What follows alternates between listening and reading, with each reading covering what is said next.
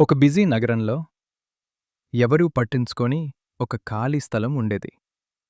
కాని ప్రతి ఉదయం ఒక మనిషి అక్కడికి వచ్చి నీళ్లు పోసేవాడు. ఏమీ లేకపోయినా, ఏ మార్పు కనిపించకపోయినా అతను ఆగలేదు. చుట్టూ ఉన్నవాళ్ళు నవ్వారు.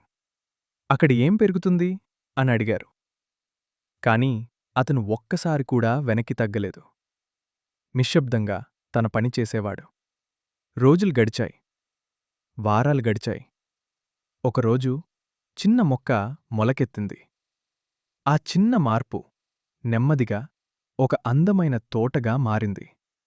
అక్కడికి ప్రజలు వచ్చి కూర్చున్నారు, ఆనందించారు, ప్రశాంతంగా గడిపారు. కాని నిజమైన మార్పు ఆ తోటలో కాదు, అతనిలో జరిగింది. ఎందుకంటే అతను ఫలితాల కోసం ఎదురుచూడలేదు. తనలో మార్పు తీసుకొచ్చాడు. మంచి విషయాలు మన దగ్గరకు రావు, మనం వాటికి అర్హులమవుతాం.